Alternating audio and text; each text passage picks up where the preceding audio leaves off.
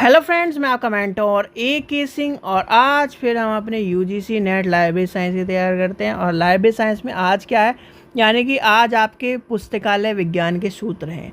यानी कि आज का टॉपिक क्या है, पुस्तकालय विज्ञान के सूत्र। सबसे पहली बात आती है इसी बदौलत, यानी इस जो सूत्र देने वाले की बदौलत ही आज हम लाइब्रेरी साइंस को पढ़ रहे हैं। आज हम लाइब्रेरी साइंस की नौकरी करने के लिए तैयारी कर रहे हैं और इसी व्यक्ति की बदौलत आज हम लाइब्रेरी साइंस में कहीं ना कहीं एक अस्तित्व को, वर्चस्व को एक क्या कर रहे हैं, बैलेंस कर पा रहे हैं। नहीं तो ये जॉब जो है आपकी कभी होती ही ना, और कहीं ना कहीं ये जॉब क्या होती, एक तरह से कलर रूप में मानी जाती और कलर रूप में भरी जाती, ना कि लाइब्रेरी के रूप में। तो चलिए आज का जो हमें पढ़ना है, हमें क्या पढ़ना है, पुस्तकालय विज्ञान के सूत्र। यानी कि सबसे पहले आती है पुस्तकालय विज्ञान के सूत्र। तो पुस्तकालय विज्ञान के सूत्र की जब कहानी आती है तो आपको पता होना चाहिए। देखो, सबसे पहले आपको पता होना चाहिए पुस्तकालय विज्ञान का सूत्र दिया किसने। तो वो है आपके डॉक्टर भाई, डॉक्टर तो कहना पड़ेगा क्योंकि इतना बड़ा काम करा है जो हमारे लिए, डॉक्टर S.R. रंगानाथन जी। यानी कि रंगनाथन,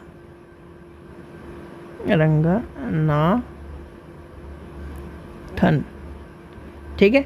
इनका पूरा नाम आप कमेंट सेक्शन में मुझे बताइए, जो भी बच्चा तैयारी कर रहा है, क्योंकि इनका पूरा नाम कई बार पूछा गया है अलग अलग पेपरों में। तो आपको इनका S.R. रंगनाथन जी का पूरा नाम भी पता होना चाहिए। और S.R. रंगनाथन जी का जब भी, यानी कि आपका जो टॉपिक आया है और कहीं ना कहीं S.R. रंगनाथन जी का नाम मैंने कई बार आपको फुल फॉर्म आपको कराई भी है, तो आपको S.R. रंगनाथन जी की फुल फॉर्म का पता होना चाहिए। दूसरा जो चीज़ आती है important, 5 laws of library science. यानी कि विज्ञान के सूत्र का नाम क्या है, 5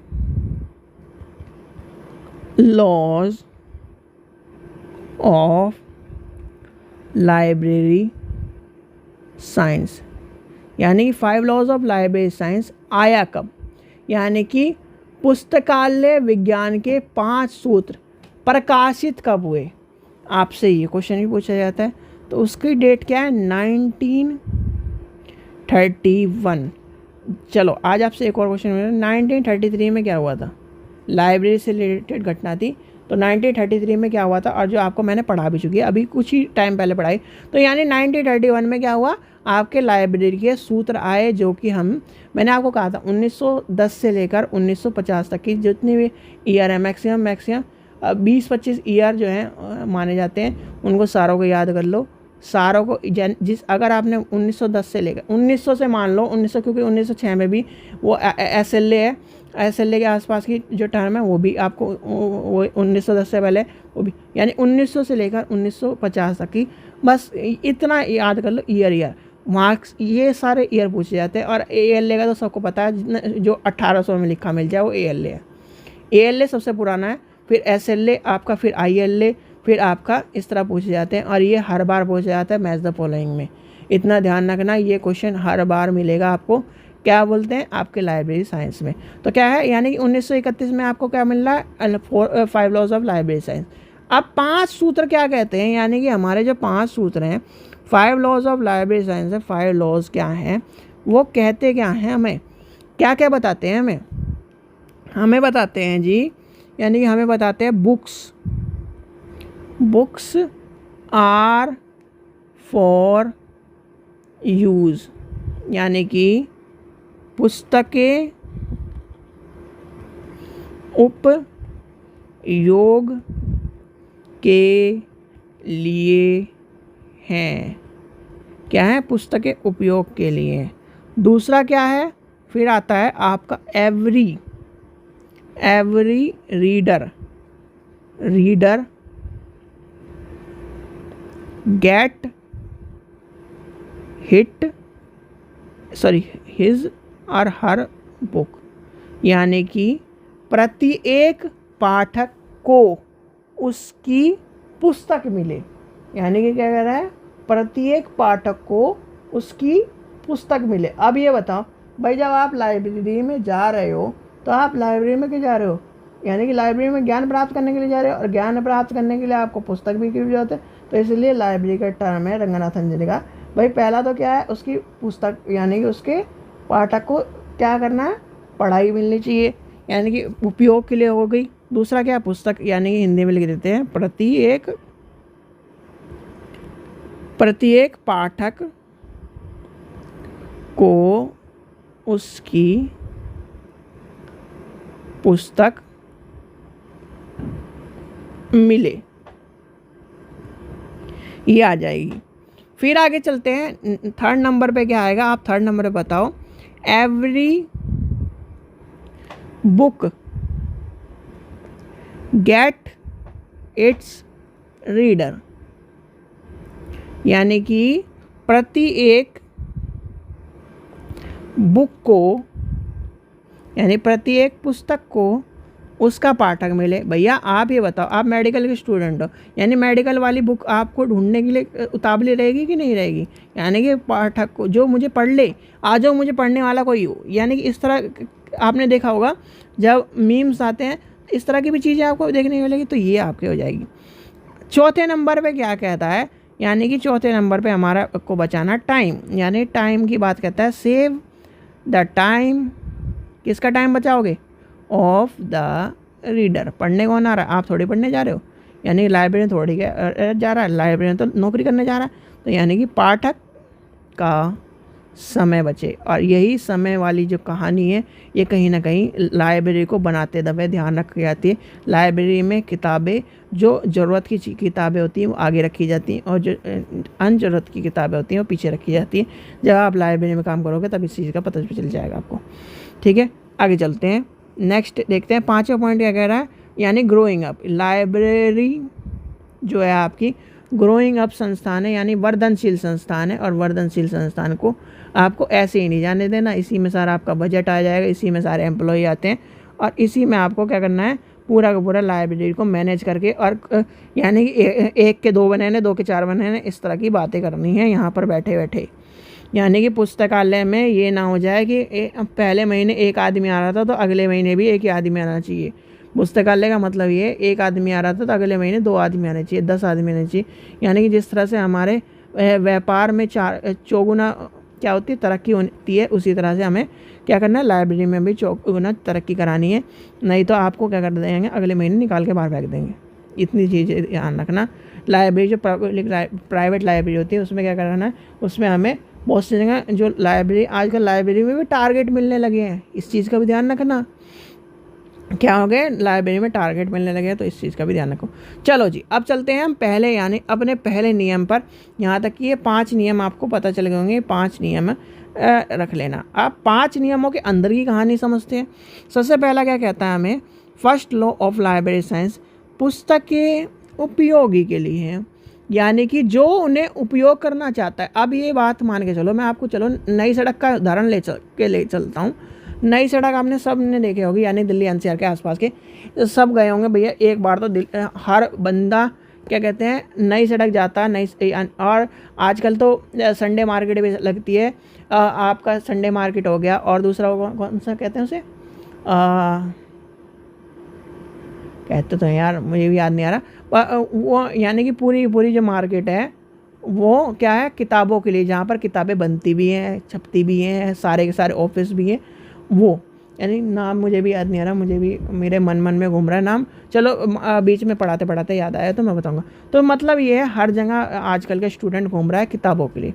अब किताबों के लिए घूम रहा है तो यानी कि पुस्तक उपयोगी के लिए, जो उन्हें उपयोग करना चाहता है। अगर मान लो आपके पास कोई किताब है, XYZ किताब है, अगर आप उसका उपयोग ही नहीं करना चाहते तो क्या आप उसके यानी उपयोगी हो गए?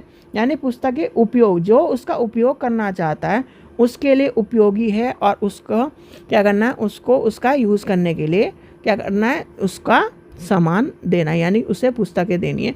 ये कहता है हमारा पहला नियम।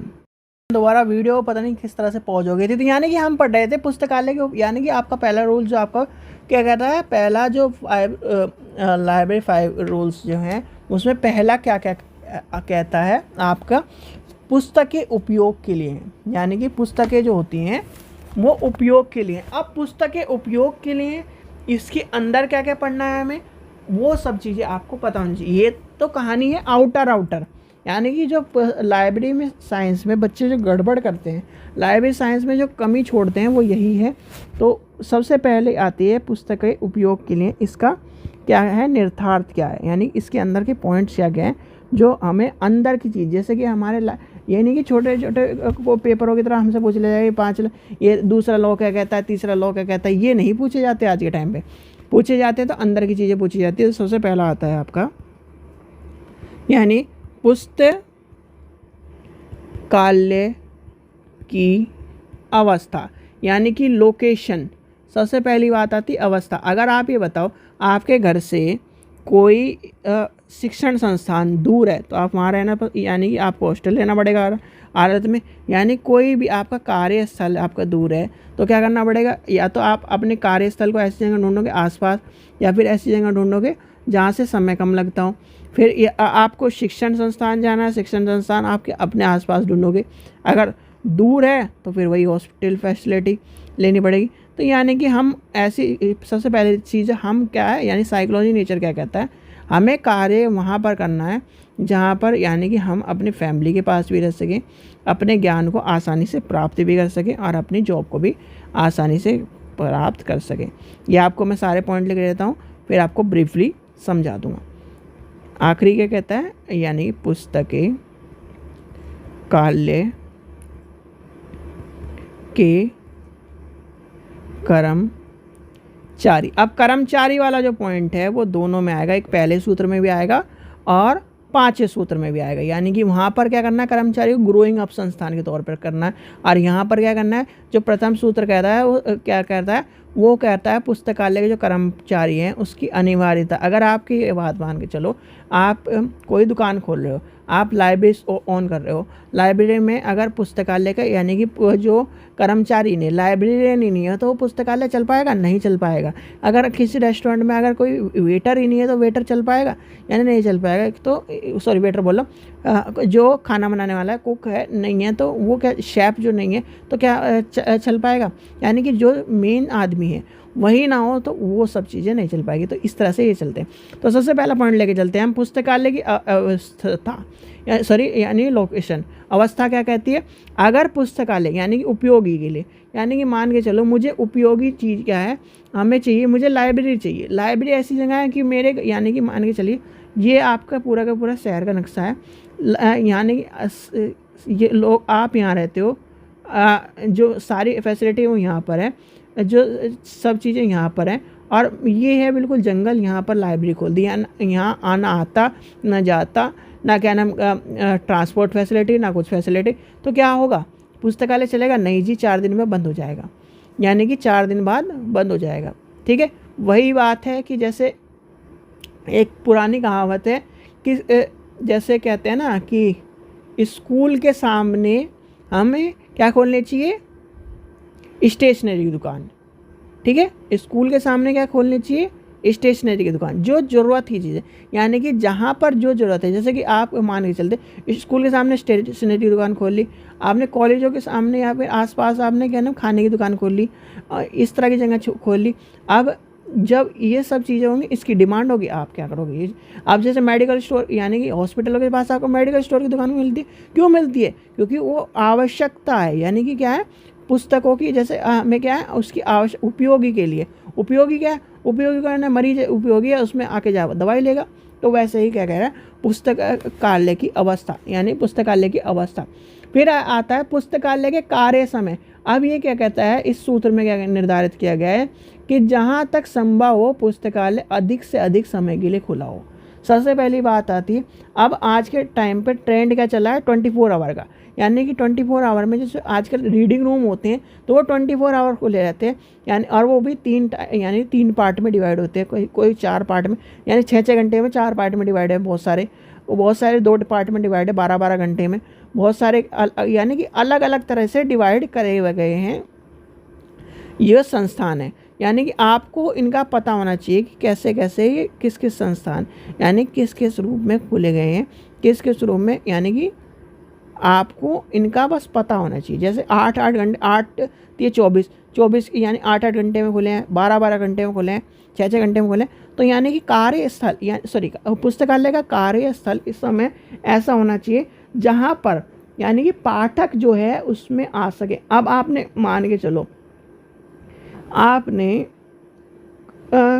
टाइम ऐसा रखा कि पुस्तकालय खोलने का कि वहाँ पर कोई बच्चा आ ही नहीं पाया था, सुबह 5 बजे से 10 बजे तक का रख दिया, तो क्या यानी इस टाइम पे कोई आ ही नहीं रहा, या फिर रात का रख दिया, या फिर इस तरह का रख दिया कि जिस टाइम पे बच्चे स्कूल में रहते हैं, यानी एक मान के चलिए कॉलेज में रहते 10 बजे से, और ये मान के चलिए 3-4 बजे तक का रख दिया, तो उस टाइम पे सारे बच्चे क्या हैं कॉलेजों में, स्कूल में, तो क्या है वो आ ही नहीं पाएंगे। तो पुस्तकालय का समय एक तो ज़्यादा से ज़्यादा खुला होना चाहिए पुस्तकालय, और पुस्तकालय का समय ऐसा होना चाहिए जिस समय पुस्तकालय में सभी आ सकें। फिर आता है फर्नीचर, यानी पुस्तकालय का फर्नीचर क्या होना चाहिए। ऐसे पुस्तकालय में पंखे होने चाहिए, पर्याप्त रोशनी होनी चाहिए, और जो है क्या है एनवायरनमेंट क्लीनिंग होना चाहिए, एनवायरनमेंट साइलेंट होना चाहिए। आप ये बताओ पुस्तकालय में क्यों जाते हो, घर में बैठ के क्यों नहीं पढ़ते। जाके पानी की टोटी बंद करिया, पानी की बंद करिया, इतने पढ़ने में क्या हो जाएगा, एक दिन में बलस्टर नहीं बन जाएगा, ये कर दे वो कर दे, इसी चक्कर में तो आप जाके पुस्तकालय में पढ़ते हो। और पुस्तकालय में वहाँ पे बज रहा है जी, गाने बज रहे हैं, ये बज रहा है, किसी का फ़ोन बज रहा है, कोई बात कर रहा है, तो वो क्या है पुस्तकालय का ये सब चीज़ें। फिर फर्नीचर की बात है, फर्नीचर ऐसा होना चाहिए जिसमें आप कंफर्टेबली बैठ के पढ़ सको।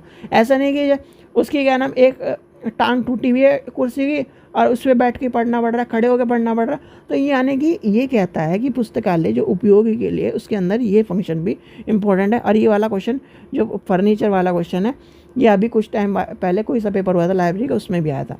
फिर आता है पुस्तकें चयन, यानी पुस्तकें चयन में क्या है, पुस्तकें चयन में वर्तमान और उपयोगकर्ता के अनुसार जो होती है पुस्तकें छांटने समय समय पर पुस्तकालय संग्रह में, यानी कि जो भी जैसे मान के चलो मैं क्या हूँ स्टूडेंट हूँ, आप लाइब्रेरियन हो, तो मेरे को क्या चाहिए, कोई सी बुक चाहिए।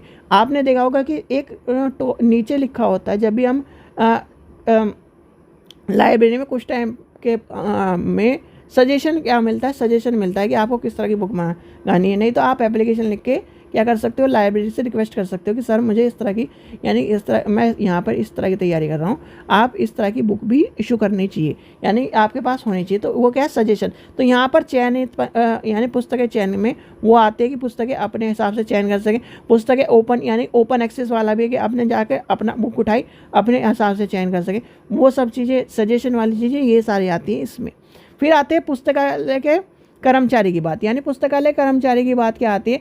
पुस्तकालय में जो सर्वाधिक अनिवार्य जो चीज़ है वो है पुस्तकालय कर्मचारी। जैसे कि अभी मैंने बताया, अगर खाने के रेस्टोरेंट में सेफ नहीं होगा तो क्या खाने का रेस्टोरेंट चल पाएगा। ऐसे ही पुस्तकालय में अगर लाइब्रेरी नहीं होगा तो लाइब्रेरी नहीं चल पाएगी। तो यानी कि पहला पॉइंट आपको सबको क्लियर हो गया होगा, यानी कि पहला रूल आपको क्लियर हो गया होगा। अब आते हैं दूसरे रूल पर, यानी कि दूसरे रूल पर क्या आते हैं, द्वितीय सूत्र क्या कहता है हमारा, प्रति एक पाठक को उसकी पुस्तक मिले। यानी कि इसमें कहा गया है कि जो पाठक, यानी कि जो पुस्तक जिस पाठक के लिए बनी हुई है उसे उसी की पुस्तक मिलनी चाहिए। मान लीजिए कोई साइंस का स्टूडेंट है तो साइंस की पुस्तक मिलनी चाहिए, कोई आर्ट्स का स्टूडेंट, यानी कि जो जिसको चीज़ चाहिए वो उसे को मिलनी चाहिए। अगर किसी को भूखा है तो उसे खाना मिलना चाहिए, किसी को अगर कपड़े चाहिए तो कपड़े मिलने चाहिए। इस तरह की कहानी वही है कि जिसको किताब का चस्का है या किताब की ज़रूरत है या नॉलेज की ज़रूरत है वो उसे मिलनी चाहिए। इसके अंदर क्या पॉइंट आते हैं, सरकार का दायित्व। सरकार का दायित्व मतलब सीधे सीधे डोनेशन करो किताबों को, और सरकार का दायित्व है कि यानी कि लाइब्रेरी को क्या करना है, लाइब्रेरी को बढ़ाने के लिए डोनेशन करे, लाइब्रेरी को बढ़ाने के लिए उसमें क्या करे, कुछ ना कुछ क्या करता है, अपना योगदान प्रदान करता रहे, यानी कि दायित्व की कहानी यहाँ पर आती है। फिर आता है पुस्तकालय का प्रावधारिक यानी कि दायित्व, अधिकारी दायित्व आ जाता है। फिर पुस्तकालय के कर्मचारी का दायित्व आ जाता है, यानी कि पुस्तकालय के कर्मचारी का दायित्व। अब कर्मचारी का दायित्व में क्या आएगा, यहाँ पर कर्मचारी का दायित्व आ जाएगा जी। कर्मचारी को क्या करना है, अपने जो पाठक यानी पाठक के जो उसमें पुस्तकें चाहिए वो दे, यानी कि दायित्व। ठीक है, फिर आएगा पाठक का दायित्व। पाठक का दायित्व क्या है कि अपने संस्थान में जो आता है यानी कि उसका जो पढ़ता है, जो चीज़ों को वो करता है, उसमें वो सुव्यवस्थित रूप से उसे चीज़ों को रखे। और लास्ट क्या कहता है आपका, यानी कि ये, हाँ यहाँ तक हो गया। तो यानी कि सबसे पहले आता है सरकार का दायित्व। सरकार का दायित्व क्या है, सरकार क्या चाहती है, सरकार का क्या है, यानी पुस्तकालय एक क्या है, सेवा है। सेवा के तौर पर राज्य का है, राज्य और राष्ट्रीय और जितने भी सरकारें हैं उनको क्या करना चाहिए, उसमें वित्तीय सहायता या फिर कर प्रबंधन यानी कि समिति, एक तरह से सरकारी भंडारण या सरकारी जो भंडार है उसमें से क्या करे, सरकार क्या करे, लाइब्रेरी की मदद करे। लाइब्रेरी को एक क्या करे, उसे सुव्यवस्थित रूप से चलाने के लिए कुछ ना कुछ अपना दायित्व को प्रावधान करे। ये कहता है आपका सेकंड लॉ ऑफ लाइब्रेरी, यानी प्रत्येक पाठक को उसकी पुस्तक मिले। तो पुस्तक कब मिलेगी भैया, लाइब्रेरी के पास 1 लाख रुपए का बजट, और अगर उसे कहीं और से संस्थान से जो क्या मान लो पैसे मिल जाए, सरकार उसे क्या करती है, उसे क्या करती है, एक तरह से इनक्रेज यानी क्रेज करती है कि आप और बढ़ो और बढ़ो, और वो सरकार करती है, उसे डोनेशन देती है। तो क्या करती है, उससे क्या होगा, सरकार जो है लाइब्रेरी और बढ़ेगा। फिर आता है पुस्तकालय प्राधिकरण का दायित्व, यानी पुस्तकालय प्राधिकरण का दायित्व। इसमें क्या होता है, पुस्तकालय अधिनियम द्वारा मान्य यानी पुस्तकालय प्रणाली को स्वयं सफल नहीं होगी। इससे क्या होगा, पाठक की आवश्यकता, यानी पाठक की आवश्यकता अध्ययन सामग्री उपलब्ध ना हो।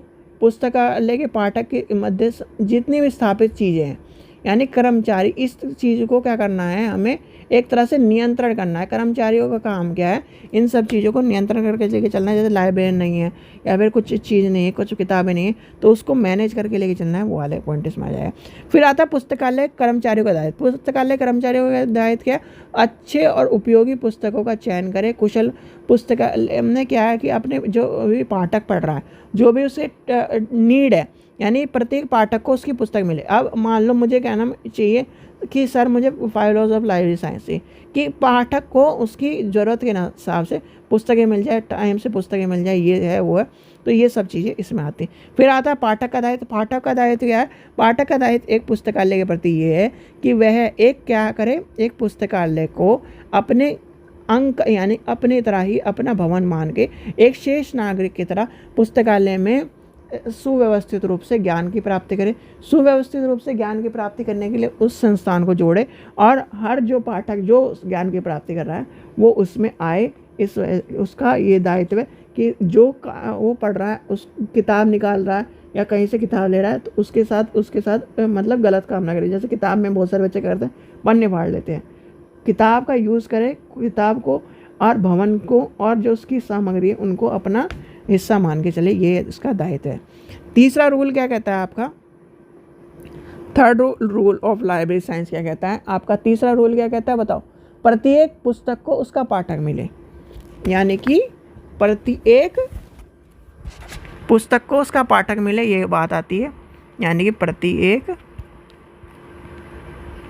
पुस्तक को उसका पाठक मिले, यानी प्रत्येक पुस्तक को उसका पाठक मिले। इसमें क्या आएगा, यानी कि इसका कहना है कि प्रत्येक जो पुस्तक है उसको उसका पाठक मिल जाना चाहिए। जैसे कि दूसरे रूल में क्या कहता है, दूसरे रूल में आपका ये कहता है कि दूसरे रूल में क्या कहता है, प्रत्येक पाठक उसकी पुस्तक मिले। अब यहाँ कह रहा है प्रत्येक पुस्तक को उसका पाठक मिले, यानी कि पुस्तक जिस चीज़ की पुस्तक बनी है, यानी साइंस मेडिकल साइंस की किताब है, मेडिकल साइंस की जो किताब है उसे मेडिकल साइंस का स्टूडेंट मिल जाना चाहिए, तभी वो पूर्ण यानी कि किताब का उद्देश्य होगा, किताब की यानी कि बनने का पूरा का पूर्ण सही होगा। तो इसमें क्या होगा, मुक्त, सबसे पहली बात कर लेना मुक्त प्रवेश, यानी कि ये पॉइंट, ये क्वेश्चन कई बार आ चुका है तो इसे भी ध्यान रखना।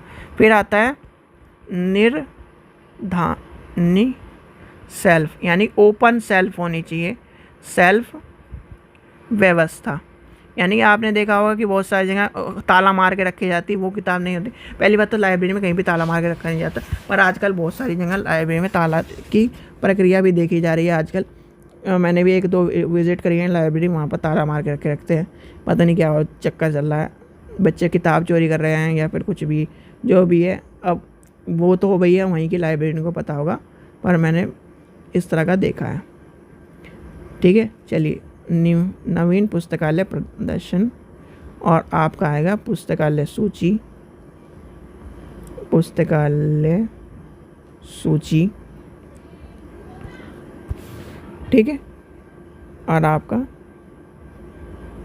संदर्भ सेवा, यानी कि सबसे पहले आएगा मुक्त प्रवेश। अब आप ये बात मान के चलो, आप घर में जा रहे हो या फिर चलो आप छोड़ो, आपका कौन सी सुपर मार्केट, बिग बाज़ार है, डी मार्ट है, ये इनमें क्या करते हैं, ओपन एक्सेस क्यों रखा जाता है? आप सामान उठाओ, ट्रॉली में डालो और जाके बिल कटा लो। क्यों? क्योंकि अब आप क्या करोगे, लिस्ट, यानी कि जब आपको सामान डिस्प्ले में रखा रहेगा तो उसका क्या करो, ये 10 ये चाहिए, वो चाहिए, वो चाहिए, तो क्या होगा, टाइम ज़्यादा बढ़ेगा। यानी कि जैसे आपको पुराने टाइम में क्या होता था, डिस्प्ले में सजा दिया जाता था और डिस्प्ले के अंदर एक एक सामान रख के उसका नंबर लिख दिया जाता था। तो आदमी क्या करता था, पहले उसका नंबर लिखेगा, नंबर नोट करेगा, नंबर गलत हो गया तो फिर वही गलत कहानी, फिर उसे करेक्शन करो। तो इसलिए आजकल क्या है, ओपन एक्सेस, किताबों में भी ओपन एक्सेस है, किताब जाओ उठाओ और पढ़ना शुरू कर लो, यानी कि पाठक का समय बचा। और मुक्त प्रवेश का यही है कि मुक्त प्रवेश में यही सब चीज़ें होती है कि मुक्त प्रवेश जो प्रणाली है पाठक का समय बचाने के लिए यूज़ होती है, और उससे क्या होता है,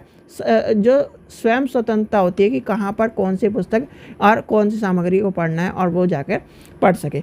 यानी ओपन, फिर दूसरा आता है निर्धारण, यानी निर्धानी सेल्फ व्यवस्था, यानी ओपन सेल्फ व्यवस्था। ओपन सेल्फ में क्या होता है, यानी इस तरह की सेल्फ, जैसे आजकल की सेल्फ, 2 तरह की सेल्फ होती है लाइब्रेरी में, एक होती है जिसमें शीशे वाली सेल्फ होती है, एक होती है ओपन सेल्फ। ओपन सेल्फ का और यानी और शीशे वाली सेल्फ का ये प्रावधान है कि किताब हमें दिख गई जी, हमें दिख गई मेडिकल साइंस की किताब चाहिए, हमें चाहिए टीचिंग साइंस की किताब चाहिए, हमें चाहिए इसकी किताब चाहिए, तो जाकर हम किताब निकाल सकें, वो सब चीज़ें इसलिए होती है ओपन सेल्फ। ठीक है, तो ये सब। फिर आता है नवीन पुस्तकालय प्रदर्शन। ये क्या है, नवीन पुस्तकालय यानी नवीन वस्तुओं और आकर्षण से क्या होगा, जैसे आप मान के चलो एकदम आपका जर्नल्स आया, कोई भी चीज़ आई, नवीन चीज़, आप ये मान के चलो जब भी किताब या घर में कोई नई चीज़ आती है, जैसे फ़ोन आता है, फ्रिज आता है, तो बार बार उसे देखने एक्साइटमेंट रहता है, टीवी आता है उसे देखने का, तो वही चीज़ है भैया, हर ह्यूमन नेचर क्या कहता है, नई चीज़ों को एक्सेप्ट करो। ऐसी नई नई चीज़ों को एक्सेप्ट करता है और फिर 4 दिन बाद वही फिर उसके लिए पुरानी हो जाती है, फिर उसे बाहर फेंक देते हैं। जैसे शुरुआत में फ़ोन आता है, उसे आराम से रखेगा, उसे आराम से अपने जेब में डालेगा, उसे आराम से देखेगा, अगर उसका ज़रा सा भी स्क्रैच लग जाएगा तो क्या करेगा, उसे बार बार साफ़ करेगा, धूल लग जाएगी तो साफ़ करेगा। वैसे ही होता है, यानी कि नई पुस्तकालय को हमें पढ़ने का, यानी पुस्तकालय में जो नई चीज़ आती है उसे पढ़ने का हमें शौक़ रहता है। जैसे जर्नल्स आ गया, कोई न्यूज़पेपर आ गया, कोई मैगज़ीन आ गई, तो वो वाली चीज़ें आपकी आती हैं। पुस्तकालय सूची, पुस्तकालय सूची में क्या आता है, जो ये सूची का, यानी पुस्तकालय सूची का महत्वपूर्ण भूमिका एक तरह से ये मान के चलिए, पाठ्य सामग्री जितनी भी है, यानी उसकी अगर कुंजी होगी, यानी कि उसकी सूचना होगी, तो कहीं ना कहीं पाठक को ये पता चल जाएगा जी यहाँ पर ये किताबें हैं और ये मुझे ये नंबर की किताब चाहिए, ये चीज़ें कही। फिर आता है संदर्भ सेवा, यानी संदर्भ सेवा क्या कहती है, संदर्भ सेवा यहाँ पर देखो, संदर्भ सेवा और सूचना में दोनों में चीज़ें ध्यान रखना। संदर्भ सेवा और सूचना में जो बात आती है आपकी, जो अच्छा 2 पॉइंट बच गए, सॉरी, इसमें एक और पॉइंट आएगा, प्रसार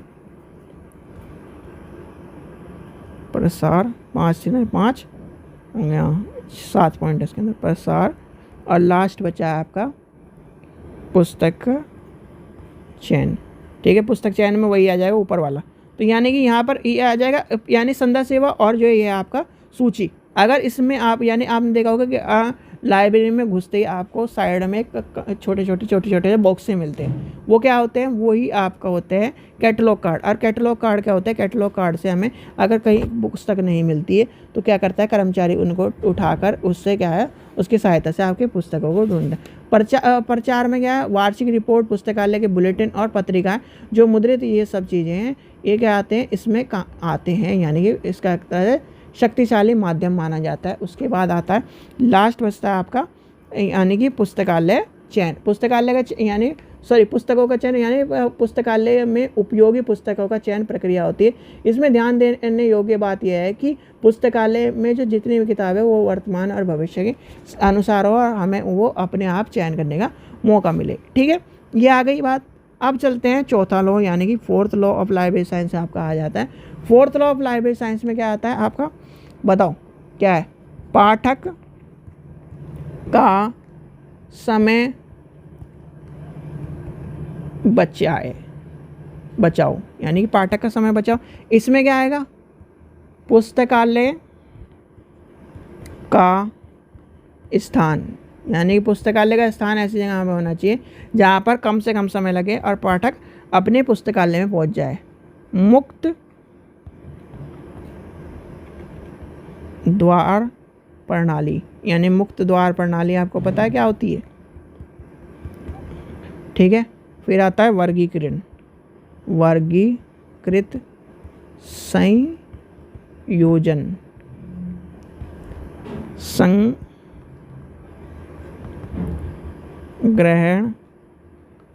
कक्ष, संदर्शिकाएं,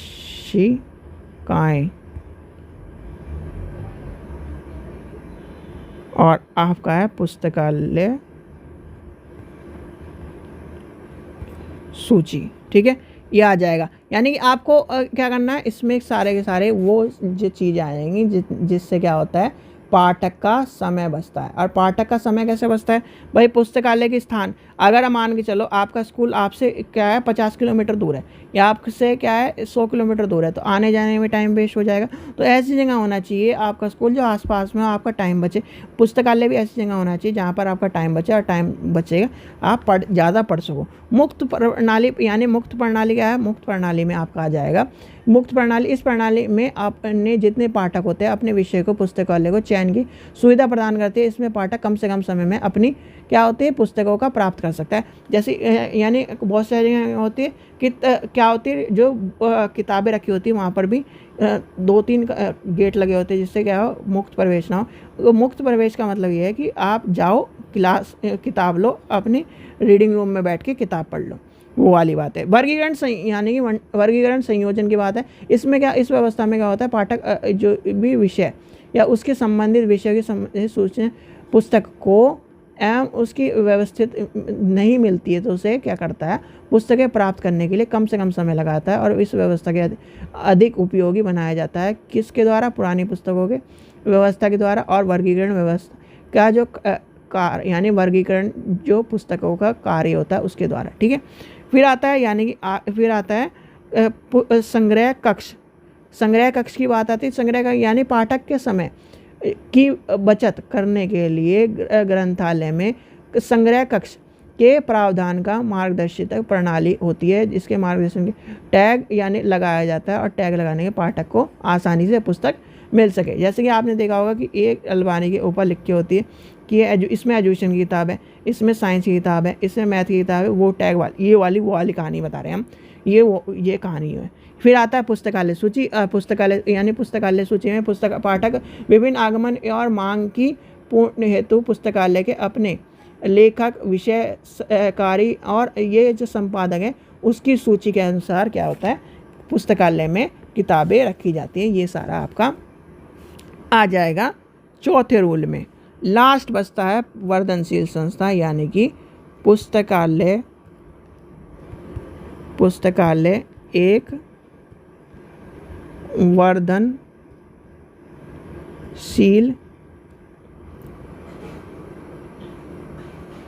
जैविक तंत्र है, या जैविक तंत्र इसलिए कहा जाता है, जिंदा तंत्र है वो।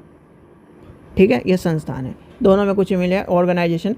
ठीक है, ग्रोइंग अप ऑर्गेनाइजेशन क्या है, इसके अंदर क्या पॉइंट आ जाएंगे, पुस्तकालय के आकार में वृद्धि। सबसे पहले आ जाएगी आपको पुस्तकालय को बढ़ाना है, पुस्तकालय के आकार में वृद्धि।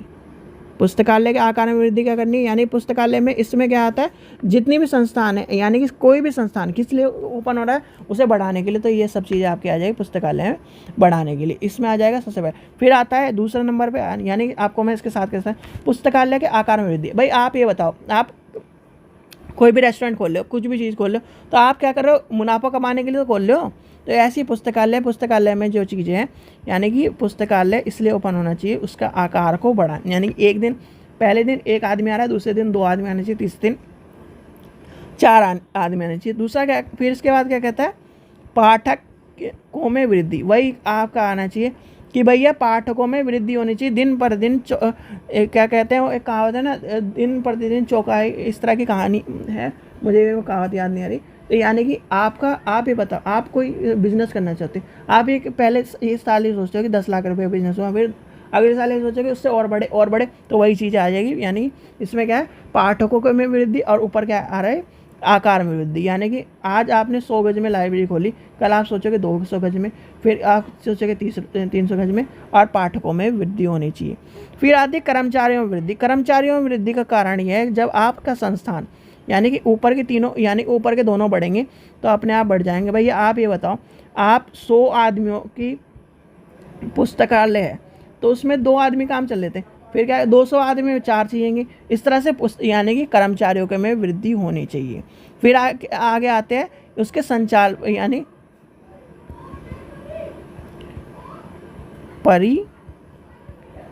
परिसंचरण पद्धति, यानी इसमें क्या है, पुस्तकालय और पाठक की जो संख्या में वृद्धि होनी चाहिए, पुस्तकालय संरक्षण के कार्य में निरंतर वृद्धि होनी चाहिए, और जो है इसमें से क्या है, कंप्यूटर की जो है अकाउंटेंट होनी चाहिए। ये सारे के सारे जो श्रृंखला जितने भी, यानी कि सीधी सीधी बात है भैया, हमारे संस्थान को आपको बढ़ाना है। सीधे सीधे जैसे आप प्राइवेट जॉब करते हो तो प्राइवेट जॉब में क्या करते हैं, HR क्या कहता है कि भैया आपको क्या करना है, हमारे संस्थान को बढ़ाना। अगर आप अपने संस्थान को मुनाफा नहीं दे पा रहे तो अगले यानी कुछ टाइम बाद आप छोड़ सकते हो, हम आपको लीव कर देंगे। यही चीज़ कहता है, ऐसी है हमारा कोई भी बिजनेस हो, यानी आपका फैमिली बिजनेस है उसमें भी यही बात आती है।